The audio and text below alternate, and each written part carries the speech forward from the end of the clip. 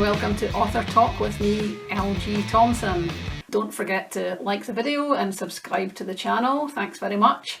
So the whole idea, the concept behind Author Talk is to answer the questions that authors get asked most often by readers.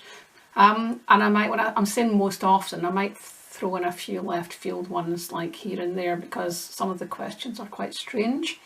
But quite often you'll find the same thing coming up over and over again. And what I'm going to start with is probably the one that everyone gets asked most often. I certainly get asked most often. And that is, where do you get your ideas? Well, the answers to that is many a place. Ideas come in all sorts of shapes and sizes and all kinds of flavours.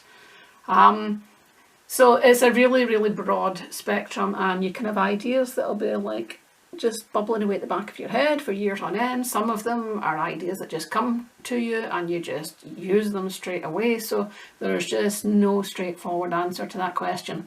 So to hone it down a wee bit and keep it real, what I'm going to do is use this book as an example. This is one of my early books. It's called Erosion. It's a thriller, psychological thriller, set on a remote island. So the island is real. It's not named in the book, but it's Handa Island, which is a nature reserve just off the northwest coast of Scotland.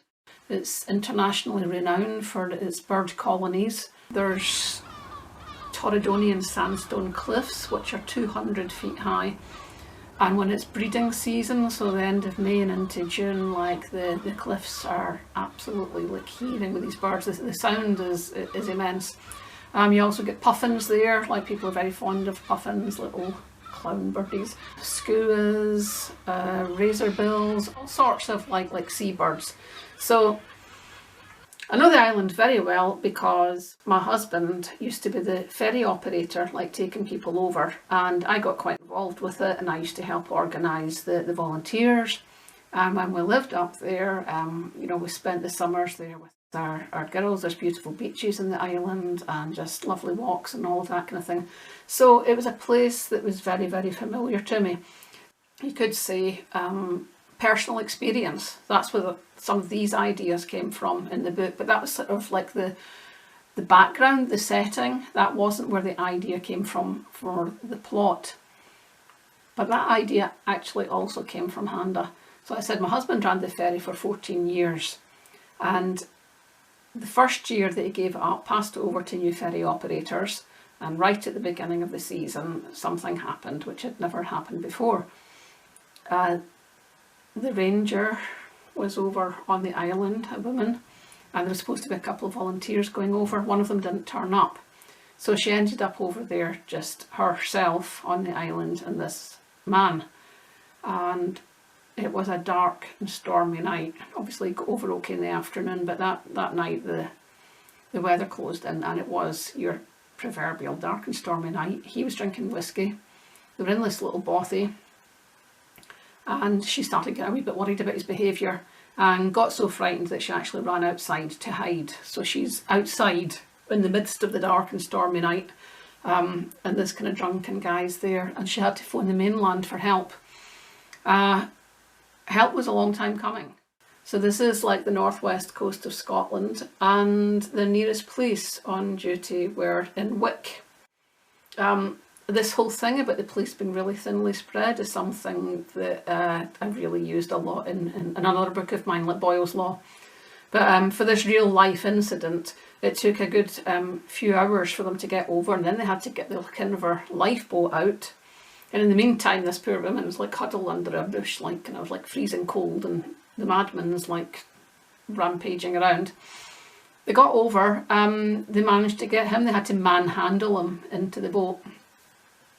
I mean, at the end of the day, she was absolutely fine. He got taken to court and he got done for something or other. But, she was physically unscathed. I think it just was a very unpleasant experience, and steps were taken to make sure that this situation didn't arise again. But that's what started the whole thing, like for Erosion. Just this idea of being trapped there It is set in the northwest coast of Scotland. Like I say, like I don't mention the island, but you know, it's like weather is an issue. Mobile phone signals are an issue. They were an issue then, less so now, but there are still pockets where you don't get any signal. There's a place just right at the end of my street where like the signal just disappears. So the idea was to let's strand these people here. There's 10 of them all together. And when they arrive, there's already tensions going on. And I love the idea of writing about a sort of ensemble cast. I love getting into different characters' heads and into their thoughts so that you're with them. You know, it's like when you're in their thoughts, like you're rooting for that sort of character. And I like sort of putting the story together from all of these different viewpoints. So it all started from like reality, but then of course the story takes over. I'm going to read a short chapter from the book. The chapters are very short because like what I've done is it's a new chapter for every time the point of view changes. It's a new chapter. So this is about a married couple called Harry and Hazel. Hazel is becoming increasingly disgruntled with her husband Harry, and at this point they're in the bothy together. Harry's sitting down with one of the other volunteers, a young woman called Gemma, and Hazel is one of the people that's helping to prepare the evening meal for the group.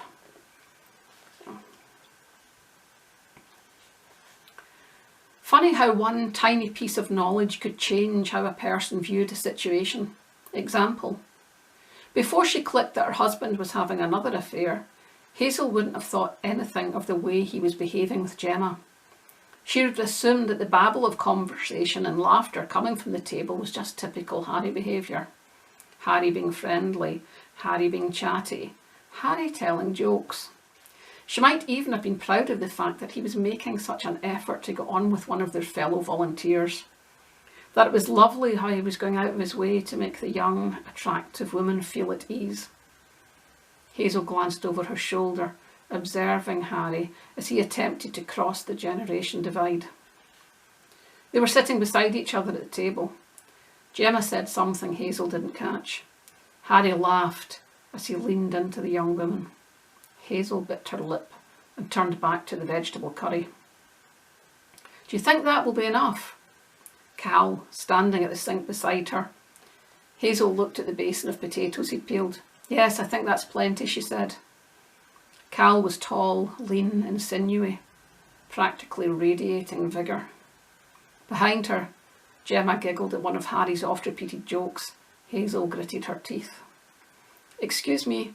Cal leaned past her, reaching for the kitchen roll. For the briefest of moments, one of his hands rested on her hip. A thrill rippled through Hazel. She suddenly wondered what it would be like to go to bed with him. Hanging on to the thought, she stared intently at the bulb of garlic in her hand. Slowly coming back to her senses, she broke off several cloves and placed them on the chopping board.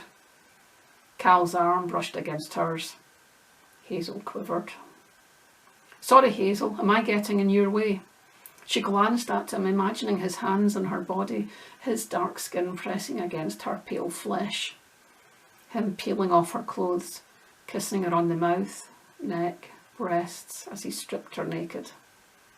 "No," she smiled, wondering if he could feel the heat coming off her body. "No, not at all." Cal returned her smile. Cooking with someone was such an intimate act. She could almost fancy it was just the two of them alone in the room. Harry broke the moment by letting out a huge guffaw. Her fantasies were torn by the image of her husband heaving and grunting heavily on top of her. She picked up a wooden spoon and used the heel of her hand to smash it down onto the garlic. Hazel wasn't entirely sure that she'd ever had an orgasm. She pressed down in the spoon again and again, pounding the cloves into the chopping board, releasing the juices along with the pungent odour. She was going to use lots of garlic and fenugreek, lots of fenugreek. "Is it personal?" Cal asked. "What?" "You and the garlic," Cal said. "It looks personal." So with Hazel it was personal, and with myself a lot of it was personal because it's an island I knew, like it all started from personal experience and then was kicked off by this news story. There is a bothy on the island, people do stay on the island, and it was such a thrill for me when I was told that they had bought a copy of Erosion to keep there, and it's been well read. A lot of the volunteers have read it, and some of them have been reading it in the bothy on a dark and stormy night, and it's scared them shitless, a fact of which I'm quite proud of. So there you have it, real life events, personal experience. So that's two of the areas where ideas come from, and it's just how they all come together in your head and it fits together with all those sort of other things. I hope you've enjoyed this episode of Author Talk with me, LG Thomson. Don't forget to like the video and subscribe to the channel. There's lots more of this coming. Every Tuesday there'll be another question will be answered, and on Fridays I'm going to be talking about some of the books that have influenced me. So don't forget to tune in then. Bye. See you next time.